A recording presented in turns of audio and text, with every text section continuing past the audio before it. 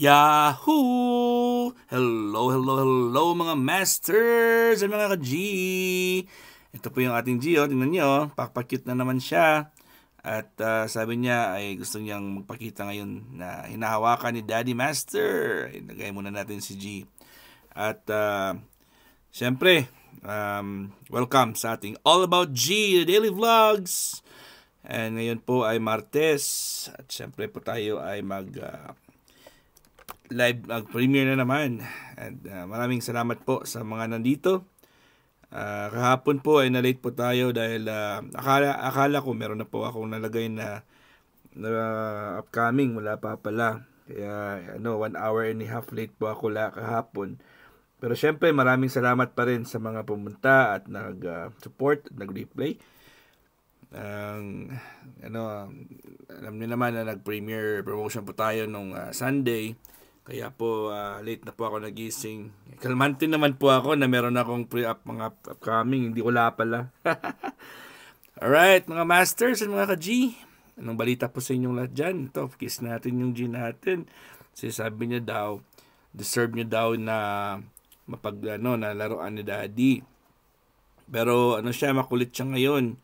Gusto niyang umikot-ikot. Kaya before ko po ako nag-umpisa ng aking video, ay sinigurado ko pong kalmante po siya. Ito, ilalagay na natin si G sa kanyang swimming pool na medyo maligam-gam yung tubig. Kasi parang hindi po si G nag-poops ng isang araw. O kahapon na ito, 1 araw, 2 araw na hindi pa siya naka-poops. Kaya po ay kailangan nating basain si G at ilagay sa maligam-gam na tubig. Dahil po ay deserve niya or kailangan niyang mag-poops para at least maganda naman yung appetite niya sa pagkain. So, ano ba yung ating pwedeng i-lecture ngayon? Di ba mga masters, mga ka-G? Ilang araw na rin tayong hindi nakapag-lecture ng about health. So, I guess yung ating i-lecture ngayon is, tingnan natin, ano yung magandang i-lecture natin? Para sa akin siguro mas maganda yung lecture natin yung about headaches. Ito naman sa mga headaches naman tayo. Sino ba sa inyo dyan ang palaging may mga headache? Iba yung headache sa migraine na.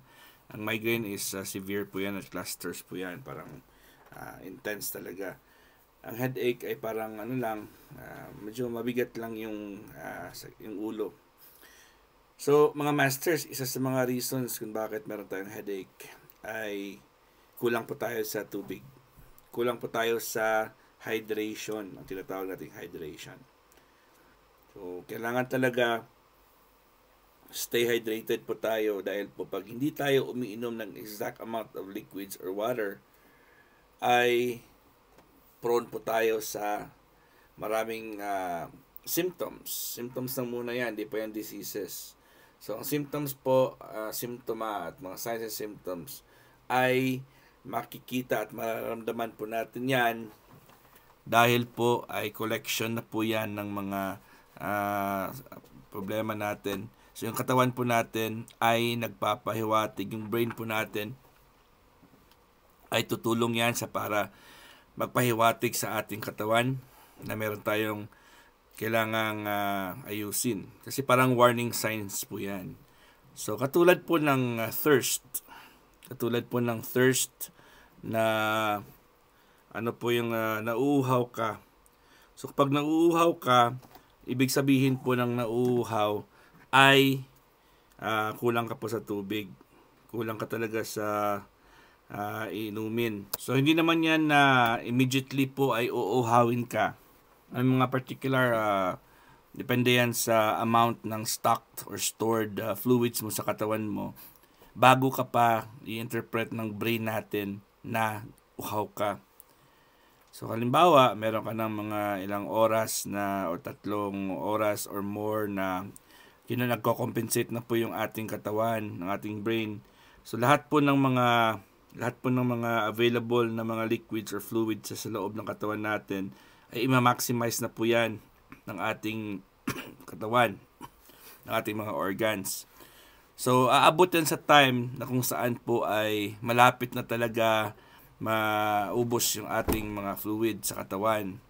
Ang fluids po ay kasama na dyan yung mga sa joints natin, sa dugo natin, sa bones, sa skin, sa mga different organs po natin, sa brain natin. So, ibig sabihin may mga fluids or may mga stored na mga liquids po na nandoon sa ating mga organs. So, syempre, pag hindi mo po yan na-refill, ay gagamitin yan at gagamitin hanggang sa tutuyo po yan. So, importante na everyday po ay meron tayong regular uptake or intake ng fluids, especially yung tubig. Yung tubig ang pinaka-importante dyan kasi yung tubig is considered as neutral. At neutral po yan dahil po ay ang katawan po natin ay marunong po magtago. Marunong din po yan gumamit at marunong din po yan mag-compensate. Pag sinabi natin compensate, pag kulang yung isang organ, ay hihiram po yan at magpapahiram naman yung ibang organs. Kung meron kulang mga minerals, kulang mga fluids, may kulang ng mga certain materials. Kaya wag na nating hintayin na abot ang time. Kulang po siya pero malapit na po maubos. Pag malapit na pong maubos yan, mahirap yan i-refill kasi pag i-refill mo yan, may tendency po yan na ma-shock yung katawan natin kasi uhaw na uhaw siya at bigla mo siyang buhusan na or painumin ay masa-shock po yan. May tendency po yan na hindi yan ma-absorb properly ng ating mga cells. So, kailangan natin na araw-araw po ay make sure natin na makakainom tayo ng good amounts of liquids. So sa iba nating mga lectures po, future lectures natin ay natin 'yan. I-explain natin 'yan. At lalo na pag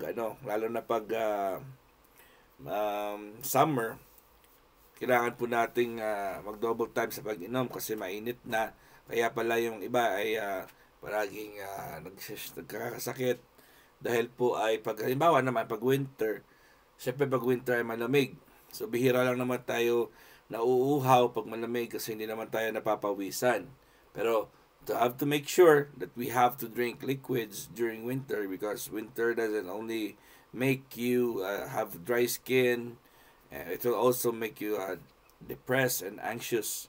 Kasi po pag malamig at hindi tayo iinom ng tamang amounts of liquids, ayun po ang ating katawan po ay mag-shrink yung mga organs natin at hindi siya well hydrated, well lubricated. So may tendency po yan na bababa po yung ating mga happy hormones, bababa po yung ating function ng kidney, ng liver. So make sure lang natin na kahit malamig yung panahon, ay kailangan pa rin nating uminom ng 6 to 8 glasses of liquid. 6 to 8 glasses of water. If not water, we can also add some or take some other liquids like juice, like mga tea, coffee, beer, pwede yun, mga ganyan. Pero wag lang soda kasi yung soda po ay very very highly acidic po yan. At syempre nagtuturo din tayo about coffee, kung kailan yung the best time to drink your coffee. Huwag po tayong uminom ng coffee as much as possible kung gutom pa tayo, especially sa umaga pagkagising natin. So, yun ang i-avoid natin. So, ayan mga masters, ang ating tips kung paano po natin yan avoid ng headache. At syempre, isa sa mga factors po, maliban po sa tubig, ay sleep. Tama talaga yan. Importante talaga yung sleep para in relation po sa headache. Kasi po, halimbawa, 3 to 4 days ka na nagising at hindi ka po natutulog ng maayos o ng maaga. So, in a matter of few minutes or hours or days, ay magkakaroon ka po ng headache. Sakit yung ulo mo kasi kulang ka talaga sa pahinga. Rest and sleep is a requirement of our body. We have to have at least, pareho din yan, 6 to 8 hours of sleep. Pareho din yan, 6 to 8 liters of water din, 6 to 8 glasses of water din po. Pag ininom, at 6 to 8 hours din po yan sa pagtulog. Yun ang talaga ang ating kailangan. At ang pagtulog po ay dapat sa gabi.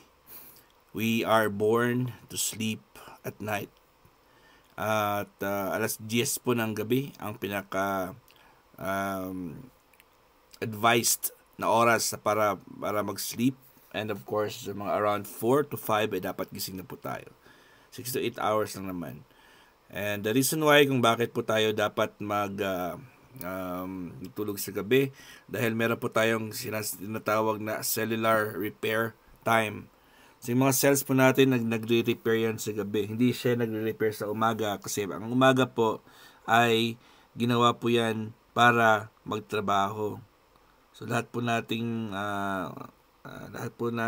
part ng katawan po natin ay kailangan ng energy booster at repair. Kasi po, pag walang repair at walang replacement ng energy source, ay aabot sa panahon na ikaw ay magiging zero stocks or ang ating deficiency stage.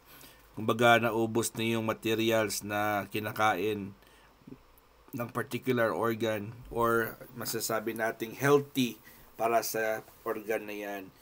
Paano yan? Pag naubusan ka na ng materials, hindi na rin siya makakapagtanggap ng mga materials na yan. So, yung ating mga organs ay slowly mag-deteriorate po yan. Alright, so ano pa po yung next na reason bakit po tayo nagkaka-headache? Posture. So, postural po talaga. So, yung posture natin. Pag nakatayo po tayo, kailangan po nating hindi yung ating muscles ang magtatrabaho. Kumbaga, ang purpose po natin, ang muscles po natin ay built to protect the bones, the skeletal system. So, ang ating bones ay dapat po ay relax yan. Kung anong posisyon ang inyong pagtatayo at pag-upo ay importante po yan kasi halimbawa, ikaw po ay nakatayo buong araw, kasi 2 oras or iba dyan, 30 minutes na po nakatayo, ay pagod na agad. So, pag hindi po tayo nakatayo na sa saktong postura, may possibility po na yung ating spinal nerves natin, may nakakonect po dyan sa spine natin. Sila po ay ang in charge sa pag-distribute ng sensation.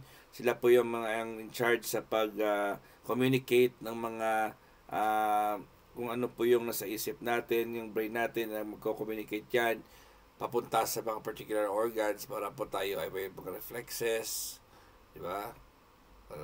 Ano yan, kailangan nating yung ating mga spinal nerves po ay hindi blocked, hindi po siya barado. Kasi sila po ang magbibigay ng instant na reaction or either tatakbo ka po or mag-withdraw yung kamay mo. Parang may mainit na tubig, pag nahawakan mo yan, biglang ilalayo mo yung kamay mo kasi mainit. So yun yung purpose ng ating mga nerves. Sila po ay nagbibigay co-connect from the tip of your fingers papunta sa brain. Sila po yung nagbibigay ng kanilang interpretation na yung brain mo ay kailangan, ang brain mo ay mag-command na i-withdraw mo agad or kunin mo agad yung kamay mo kasi mapapasok ka talaga. So yun po yung purpose po ng ating spinal nerves. So ang ating skeletal system ay nandyan lang po, framework ng katawan natin. Pero muscles po natin ay it is built to protect the spine from breaking. So kung hindi po tayo kung mali po yung ating postura, ang problema po dyan ay malaki ang tsansa na meron kang problema sa iyong spinal nerves, sa likod mo, sa muscles mo. And that can cause severe fever, it can cause severe problems sa ating pain sensations natin, at ang ating, pwede din yan magka-problema sa ating mata, sa ating tenga. At malaki din po yung tsansa na magkakaroon po tayo ng problema ng yung makakalimutin. At pwede din tayong magka problema sa ating breathing, O, di ba? Kaya ang spinal nerves po natin ay connected po saan-saan. Pwede tayo magkaroon ng sciatic pain, stiff neck, carpal tunnel. So maraming kasing problema yung connected dyan pag hindi po tayo nasa tamang posisyon. So replay na po kayo mga masters kasi meron tayong mga lectures about posture sa pagtayo, posture sa paghiga. Alright, hanggang dito lang po tayo mga masters at mga ka-G. Kita-kits tayo sa susunod. God is great. Yahoo!